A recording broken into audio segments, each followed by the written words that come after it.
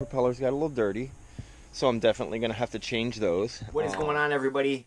I wanted to tell you about my late quarantine build. This is my late one. This is the late quarantine build. I finally got everything to come in a couple days ago, and I actually put this together 2 nights ago, and we're going to buzz through this real quick, just talk about what I actually put on this little thing. Look at this. Tell me this thing here is not gorgeous. I know that this isn't professional videography here by any means, but I guess I could have made it kind of prettier. But let me tell you this, guys, this thing flies beautifully. I know PIDs, PIDs, rates, that's something that I'm going to be getting into next with my 5-inch. And, you know, I've heard that there were a lot of horror stories about the PIDs with this thing here, and how with the vibration dampeners that are on here, how it can be a nightmare. Let me tell you, I did not find any of that on this thing. There is no nightmarish anything. The only nightmare that I found was this little ass 20mm flight controller setup. Wow, let me tell you, there is a big difference between a 30mm and a 20mm as far as soldering pads. I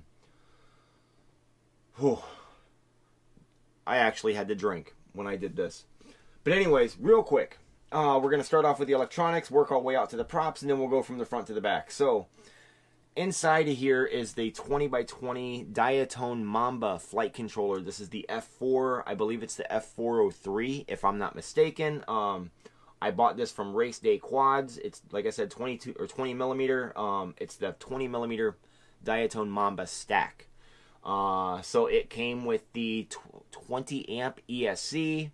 I think it came with like a it's like a 25 with like the punch or whatever, or the burst, I guess you could say. So I went ahead and got that, and guys, let me tell you, this little electronic combo was less than $40 between the flight controller and the ESC, for under $40. So, you know, so outside of that, then it kind of stretches out to the motors, and the motors are iFlight. These are the XING. I don't know how to pronounce that. I must have missed that day at school. But these are the 1507. That's 1507. I got to put up more fingers here. 4200 kV, and at the tips are these HQ props. These are the 3x4x3 V1S. Whatever the V1S is, yeah, you got me. But for a little build like this, this thing is quiet. I honestly thought by putting these 4200 kV motors on here, I honestly thought this thing here would just zing. It does, but quietly. So from the front to the back, now these here, from the front to the back, these are Frankenstein parts. And what I mean by that is I actually pulled these parts, my camera, my VTX, and my antenna, off of my orange one, simply because I took the receiver off of my orange one and I put that on my purple and green one here, only because my orange one was now missing the receiver for the transmitter, because I took it out of there to put it on here because I'm waiting for some 6S batteries to come in, and I'm ready to put this thing on a 6S system. This one already has the T-Motor F7 in it, Cricket motors that are rated up to 6S, so it's all ready to go. So my orange one was already missing the receiver for the transmitter side of things, so I went ahead and pulled out my Caddx camera, which is in the front. I don't know what kind of Caddx camera this is. If I did, I would not have 3 brand new lenses that did not fit this thing sitting in the drawer underneath the camera. That VTX is actually, or excuse me, that camera is actually connected to my VTX, and I want to say it's like an AKK something. I think that's what it was. It's the AKK. I think 1,000 milliwatt. Your regular channels, 1,000 milliwatt or up to 1,000 milliwatt. And then at the end of that is this Foxeer. I think it's a L. It's a left something polarized or whatever. It's whatever the LHR. Ooh, I don't even remember what those are. Anyways, but that's it. And it also, this here also, it's also has, as far as the transmitter that's in here, it has the R9 R9mm receiver. You don't see the Immortal T back here simply because I went ahead and took the plastic casing off of the Immortal T.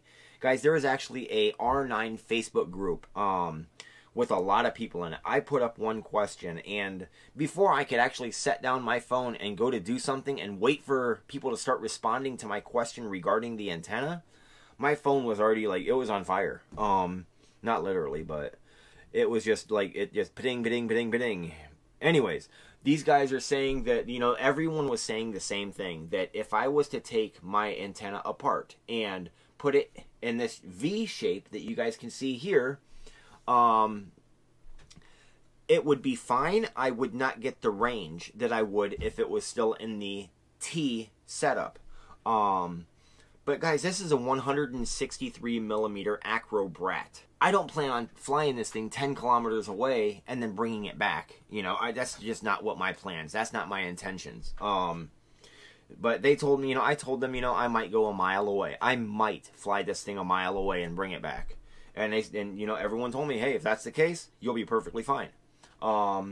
When I did that earlier, yesterday, I think it was, I did not have the camera set up on it. I just had the FPV camera on it, and I flew like a mile away, maybe 3/4 of a mile away, and just turned around and brought it back. I don't think I hit like 95% or 95 on the RSSI or DB or whatever that was.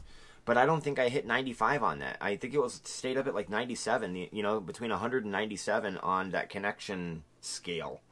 But besides that, guys, that's it. Like I said, this is my 163mm Acrobrat. I didn't really change anything. I didn't really add anything except for these purple 25mm. They're M3, regular M3 standoffs, also from Race Day Quads. And they're just basic. You know, they're the gnarled versions. I went with the gnarled because the chrome on other applications that I used, such as my orange one, it has the chrome on it. You really can't see them because it's the smooth chrome look. And they really don't stand out. But with this gnarled look, it's kind of you know, semi-reflective, you know, when it hits the edges and whatnot. But other than that, I didn't really change anything. I added these little nut thingies on them or whatever for the FPV camera screws. But besides that, guys, let me tell you, this thing flies amazing. Here at the end of the video, I'll actually put some of that footage on there from me flying today. It'll be raw. I'm not gonna I don't cut my video out and be like, hey, look, I never crashed. I didn't crash it, but you know, I'm not cutting my video out. I'm not just showing my highlight reel of how amazing I'm not yet. So, but yeah, that's pretty much it. I love it. It's quiet. Guys, I mean, as a matter of fact, here, let me grab the battery, and I'll actually put the battery on it for just a moment, just so you guys can hear it, just for the sake of hearing it. Oh, and the battery. The battery that I'm using, this is a Tattoo 4S. I went with the 650 mAh, simply because I did see some people talking about putting a 450 mAh on it. And other people had put an 850, so I figured I would go in the middle and check out the 650 just to see how it would do. And now that I see how the 650 is, I actually have Race Day Quads up right here on my computer. I'll pan this over. There's the computer. I got Race Day Quads on there right now. In my cart, I have my batteries already, and I'm going with the 850s. So, but besides that, let me get this plugged in. I'll bring the camera down here so you guys can see it, and I'll go ahead and arm it real quick just so you guys can actually hear how quiet this is. Now, if you guys are watching this, I know that this is not recommended, so please don't bash me for doing this. I'm going to turn it on and turn it off real quick, just to make sure it wasn't going to go haywire. Actually, you know, just for giggles. That's it. I mean, that's as loud as that thing is. Well, just sitting there. That's as loud as it is. Now I just need this thing to tell me that I lost telemetry. Then I can turn off the transmitter. So, telemetry lost. There we go. All right, now guys, that's it. I hope you guys enjoy the video of me flying it tonight. We finally had a break in the rain, and about 5 minutes after the rain kind of stopped, I came running outside. Got everything, I wasn't even organized. You'll see it in the video, but I was not organized. I came out here, turned on the camera, and I was in and out, and then I flew around for a couple minutes, and then you'll see. So, guys, thanks for you guys' support for all of this, doing my whole adventure and all of this, and helping me with all my questions, and all your guys' support throughout all of this. And until next time, guys, until my next video, I will talk to you guys later. Thanks, everyone. Coming out Bye. here right now to I guess you could say test out the Acrobee. I got my session. That's what you guys are on right now. I got this actually strapped down on top of my little Acrobrat. So I figured I'd come out here right now and make sure that everything's flying good. Show you guys some of the footage from this thing. So that's what I'm gonna do now. What did I do with my battery? Ugh. I'm using a different battery for my headphones right now instead of the battery pack. Oh, it's right here. Of course. Why would I have thought that I had it with me? Why would I have thought that I had everything that I needed with me? So let's get this thing plugged in, get everything turned on, ready to go. Switch models here, Acrobrat, select the model, exit.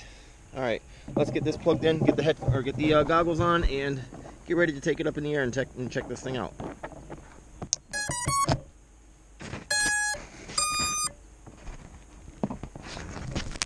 You can already see that this is gonna that's gonna have to get tucked into there to help it stay away from the propellers. So just bear with me. Give me a second here. Everything on this thing is just so much smaller. Holy cow. Definitely something I'm not used to. There. Alright. It's not the best, but it'll work, and you guys will be able to get some of the footage from this thing. I'm moving the battery strap once again. There. Okay. I'm just trying to cinch it up and get it as tight as I can.